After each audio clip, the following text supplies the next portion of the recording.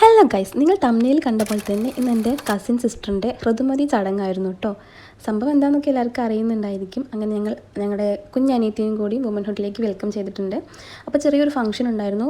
അങ്ങനെ വലുതൊന്നുമല്ല, നമ്മുടെ കസിൻസും പിന്നെ അവളുടെ അമ്മയുടെ വീട്ടിലത്തെ എല്ലാവരൊക്കെ വന്നിട്ട് ചെറിയ രീതിയിലൊരു ഫംഗ്ഷനൊക്കെ ഉണ്ടായിരുന്നു. പിന്നെ ഞാനാണ് ഒരുക്കി കൊടുത്തത്, ധനവണ്ണം കണ്ണെഴുതാറിയാത്ത ഞാനാണ് അവൾ ഒരുക്കി കൊടുത്തത്. പക്ഷേ ഓവറോൾ ലുക്കൊക്കെ നന്നായിരുന്നു എല്ലാവരും പറഞ്ഞു. അതിനുശേഷം പിന്നെ ഓരോ ചടങ്ങുകളൊക്കെ ആയിരുന്നു. ഇതൊക്കെ എന്ത് ചടങ്ങാണെന്നൊക്കെ ചോദിച്ചാൽ എനിക്കും അറിയില്ല.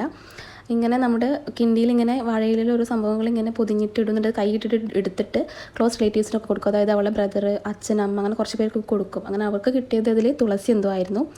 എൻ്റെ ഇതുപോലത്തെ ചടങ്ങിന് എനിക്ക് കിട്ടിയിട്ടുണ്ടായിരുന്നത് മഞ്ഞളായിരുന്നു കേട്ടോ. ഇതെന്താ സംഭവം എന്നൊക്കെ ചോദിച്ചാൽ എനിക്ക് അറിഞ്ഞൂടാ.